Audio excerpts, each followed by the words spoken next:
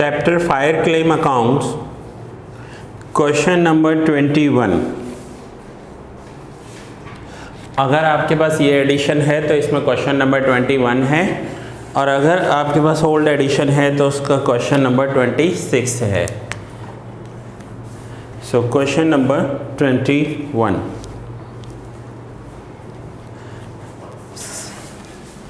जैसे लास्ट हमने सम किया था,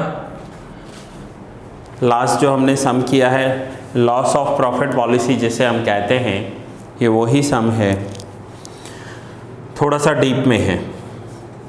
from the following information prepare a statement showing loss of profit. The date of fire, सबसे पहले जिस दिन आग लगी वो डेट दी हुई है, तो ये लिख दिया कि डेट ऑफ फायर,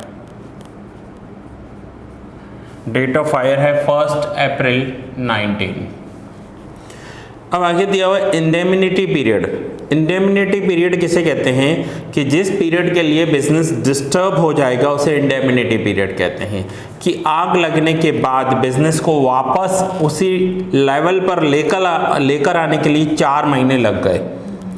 इस 4 महीने में इन्होंने अपने प्रीमाइसेस को रिनोवेट करवाया होगा, रिकंस्ट्रक्शन भी करवाया हो, फर्नीचर बनाया, लाइट फिटिंग करवाई, सब कुछ 4 महीने में हुआ। तो ये 4 महीने इनका जो बिजनेस था वो डिस्टर्ब रहा, तो इसे कहते हैं इंडेमिनिटी पीरियड। Indemnity period. अब इंडेमिनिटी पीरियड 4 मंथ्स तो लिखा हुआ है, बट वो कौन से 4 मंथ्स होंगे? Indemnity period in months 4 months लिखा हुआ है, तो कौन से 4 मंथ्स होंगे? तो अप्रैल में आग लगी थी, तो 1 अप्रैल 19 से लेकर इनका बिजनेस कब डिस्टर्ब हो जाएगा? अप्रैल, मई, जून एंड जुलाई, 4 महीने के लिए बिजनेस डिस्टर्ब हो जाएगा। सो 31 जुलाई 19, ये इनका इंडेमिनिटी पीरियड है। ठीक है ना, फायर एक्सीडेंट हुआ तो 4 महीने के लिए बिजनेस डिस्टर्ब हो गया इनका। अब सबसे पहले हमें क्वेश्चन में चाहिए होता है शॉर्ट सेल। शॉर्ट सेल कैसे कैलकुलेट करेंगे? सो यहाँ पर आपको सेल्स अलग अलग मंथ्स की दी हुई है। सो ऊपर से क्वेश्चन रीड कर रहा हूँ फिर से। Date of fire 1 April, indemnity period 4 months, amount of policy 63,000, net profit of last financial year 44,000, fixed expense of the last financial year 1,24,000। Now अलग अलग पीरियड्स की सेल दी हुई है आपको। इस सेल को टोटल कर हमें लास्ट 12 मंथ्स की चाहिए या लास्ट फाइनेंशियल ईयर की चाहिए, वो हम कैलकुलेट कर लेंगे जैसे हमने लास्ट सम में किया था। अब आगे देखते हैं। The sales for the year 19 shows a reduction of 10% over the sales of the year 18। 18 की कंपैरिजन में 19 में 10% सेल कम हो गया है, रिड्यूस्ड हो गया है। And the rate of profit on cell for the year 19 shows the reduction of 2% over the profit for the year 18। अब 19 में हो सकता है मंदी आई होगी या और कोई रीज़न रहा होगा, इनका सेल भी रिड्यूस हुआ है, प्रॉफिट भी रिड्यूस हुआ है। The expense incurred to mitigate loss were 2,000। अब सबसे पहले हमें यहाँ पर फॉर्मूला तो अप्लाई करनी है, बट फॉर्मूला में हमें last financial year and last 12 months की सेल चाहिए। सेल ऑफ लास्ट 12 मंथ, आग लगने से पहले वाले 12 मंथ्स कौन से होंगे? तो यहाँ पर पहले मुझे चाहिए sale of last 12 month. Sale of last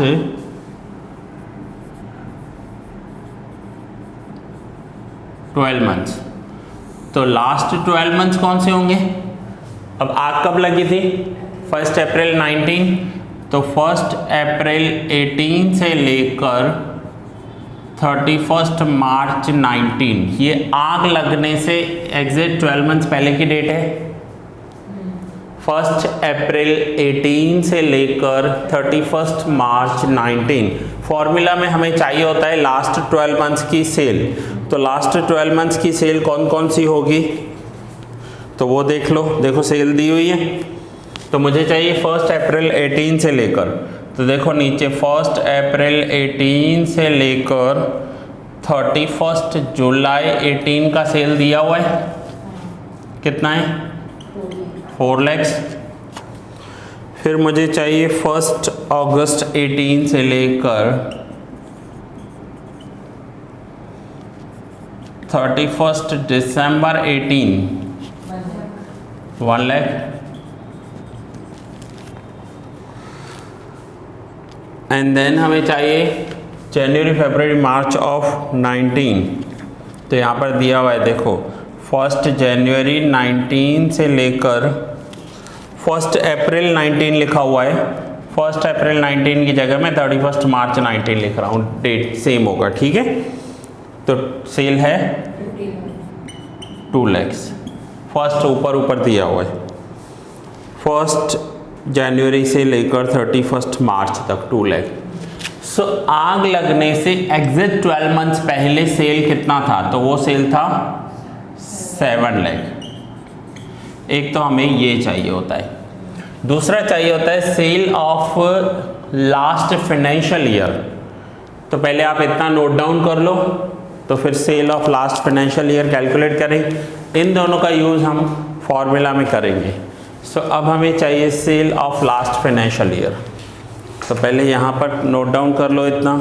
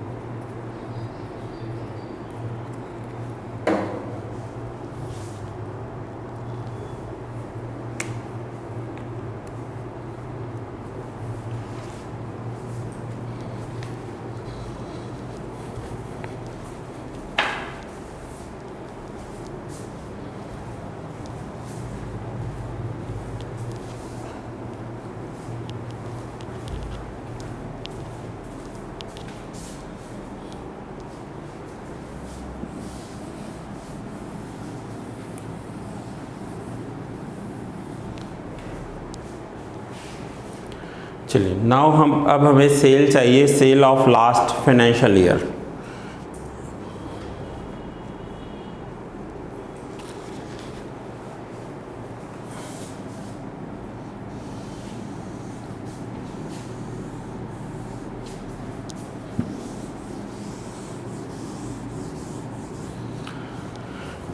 cell of last financial year. Now last financial year कौन सा होगा, तो 19 में फायर एक्सीडेंट हुआ है इनके, 19 में 1 अप्रैल 19 को आग लगी है। सो लास्ट फाइनेंशियल ईयर 18 हो जाएगा इनका, जो होगा 1 जनवरी 18 से लेकर 31 दिसंबर 18 तक का जो पीरियड होगा वो होगा इनका लास्ट फाइनेंशियल ईयर। एक होता है कि आग लगने से एग्जिट पीछे वाले 12 महीने, वो हमने ऊपर कैलकुलेट कर लिए। अब आग अप्रैल में लगी है लेकिन इनका ईयर जनवरी टू दिसंबर कंप्लीट हो रहा है, तो लास्ट दिसंबर इनका कब कंप्लीट हुआ होगा, 1 जनवरी 18 से लेकर 31 दिसंबर 18, इसे फाइनेंशियल ईयर कहेंगे। अब मुझे इस पीरियड के लिए सेल चाहिए 1 जनवरी 18। तो देखो ऊपर दिया हुआ है 1 जनवरी 18 से लेकर 31 मार्च 18 का सेल दिया हुआ है 3 lakhs। फिर अप्रैल 18 से लेकर जुलाई 18 दिया हुआ है, अप्रैल 18 से लेकर जुलाई 18 4 lakhs। लास्ट में दिया हुआ है, देखो डेट्स पर कॉन्सेंट्रेट करो, अप्रैल 18 जुलाई 18। अब अगस्त 18 से लेकर दिसंबर 18, सो अगस्त 18 से लेकर 31 दिसंबर 18 सेल कितना दिया हुआ है 1 लाख, तो टोटल सेल 8 लाख। जो इससे पहले हमने सम किया था इसमें सीधा सीधा दिया हुआ था कि लास्ट ईयर का सेल इतना है, फाइनेंशियल ईयर का सेल इतना है, या लास्ट 12 मंथ्स का सेल इतना है। यहाँ पर हमें कैलकुलेट करना है। सो अब ये भी आप नोट डाउन कर लीजिए कि लास्ट फाइनेंशियल ईयर का सेल 8 लाख हुआ है, क्योंकि हमें ये फॉर्मूला में ज़रूरत पड़ेगी इसकी।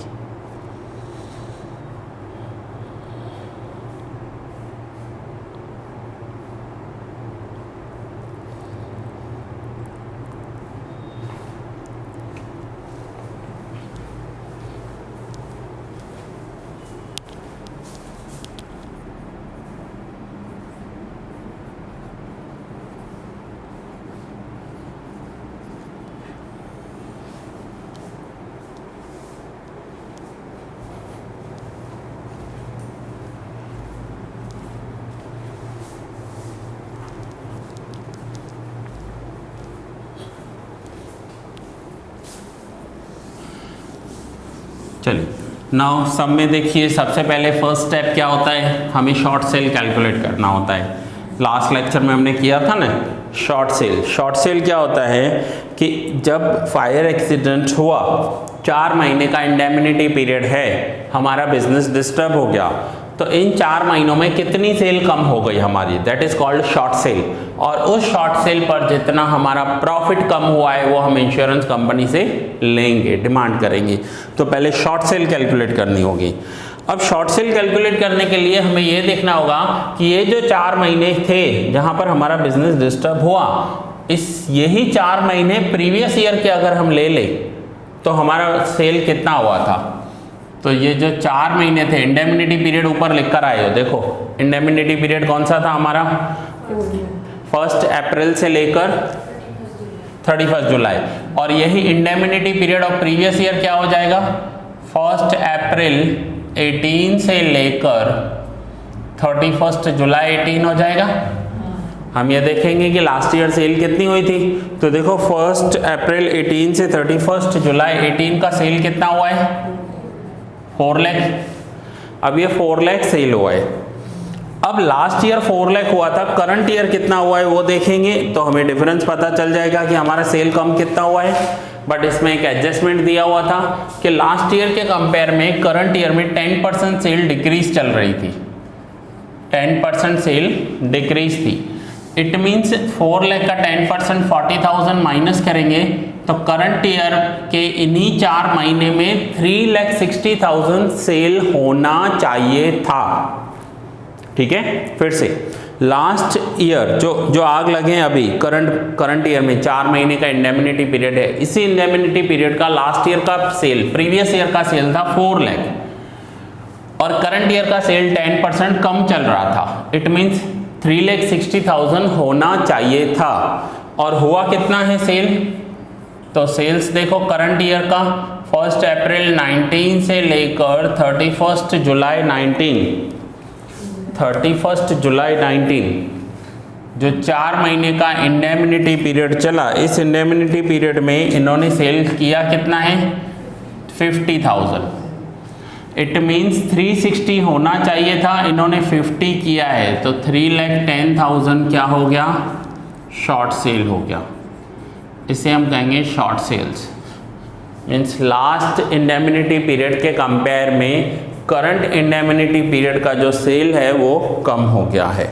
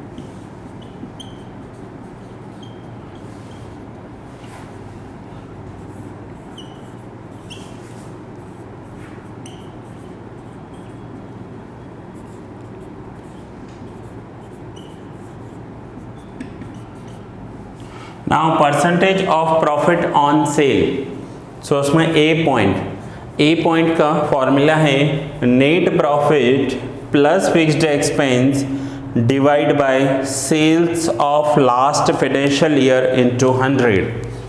तो हम देखें नेट प्रॉफिट कितना हुआ है, तो नेट प्रॉफिट देखो क्वेश्चन में दिया हुआ है 44,000 plus fixed expense of the last financial year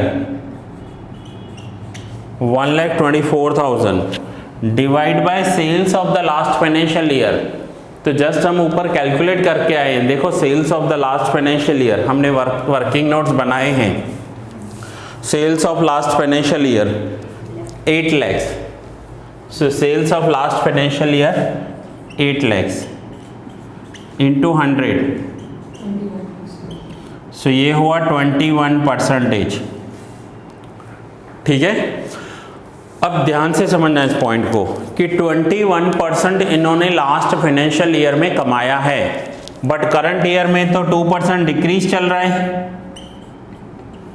current year में तो इनका प्रॉफिट 2% डिक्रीज हो गया है ना, सेल भी डिक्रीज हुई है, प्रॉफिट भी डिक्रीज हुआ है। तो कितना हुआ होगा करंट ईयर में? 19% प्रॉफिट हुआ होगा। तो ये है ए पॉइंट जिसमें हमने एक परसेंटेज कैलकुलेट किया। Now same B point, B में क्या परसेंटेज कैलकुलेट करना है वो देखेंगे।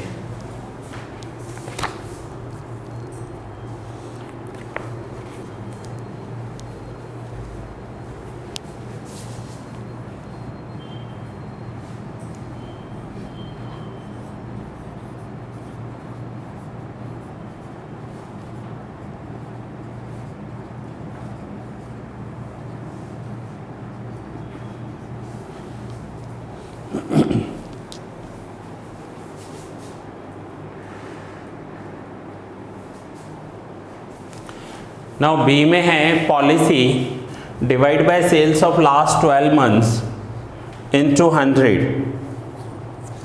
सो पॉलिसी कितने की ली हुई है इनकी? 63,000। अब इधर एक मिनट ध्यान से समझना, 63,000 की policy, sales of last 12 months कितनी है? 7 लाख। अब यहाँ पर लास्ट 12 मंथ्स की सेल 10% रिड्यूस हो चुकी है। क्वेश्चन में बताया है उन्होंने कि लास्ट ईयर के कंपेयर में सेल्स 10% रिड्यूस हो चुकी है। तो 10% माइनस करेंगे, 7 लाख का 10% 70,000 इंटू 100, तो ये आंसर आ जाएगा 10%। 63,000 डिवाइड बाय 7 लाख में से 70,000 माइनस करो तो ये आ जाएगा 6,30,000। 63,000 डिवाइड बाय 6,30,000 इंटू 100। चलिए मैं एक स्टेप और बढ़ा देता हूँ, आप कंफ्यूज हो रहे हैं तो देखो, 63,000 डिवाइड बाय 6,30,000 इंटू 100, अब तो आ जाएगा 10%। ठीक है, तो ये हमने बी पॉइंट कैलकुलेट किया। देन अब हमें क्लेम कैलकुलेट करना है। Claim equals to short sales, formula देखो लास्ट लेक्चर में भी की है हमने, short sales into lower percentage. तो शॉर्ट सेल कितना हुआ है? 3,10,000 इंटू लोअर परसेंटेज 10%। सो 3,10,000 का 10% 31,000, ये होना चाहिए क्लेम। प्लस अगर कोई एक्सपेंसेस किया है तो वो उसमें ऐड कर देंगे। तो देखो कोई एक्सपेंस किया है, एक्सपेंस टू मिटिगेट लॉसेस, आग बुझाने के लिए कोई एक्सपेंस किया है तो वो एक्सपेंस 2,000 दिया हुआ है। सो फाइनली 31 प्लस 2 33,000 हो जाएगा amount of claim. Amount of claim 33,000।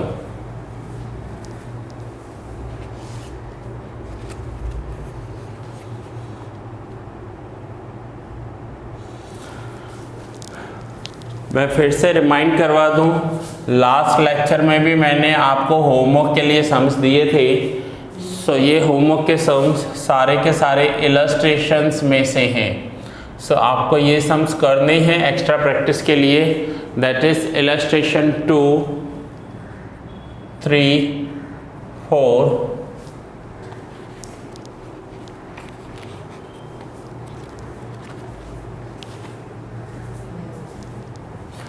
11 and 14। ये सम्स आप प्रैक्टिस करोगे इलस्ट्रेशंस में से, एक्स्ट्रा प्रैक्टिस करोगे। सो स्टूडेंट्स, मोस्टली आपका ये चैप्टर कंप्लीट हो गया, सारे पॉइंट्स कवर कर लिए हैं। इसके बाद अगर किसी स्टूडेंट का कोई डाउट आया तो उसके लिए मैं अलग से डाउट सेशन बनाऊंगा, बट यहाँ तक आपका ये चैप्टर कंप्लीट हुआ। सो नोट डाउन कर लीजिए, नेक्स्ट लेक्चर में एक न्यू चैप्टर स्टार्ट करेंगे।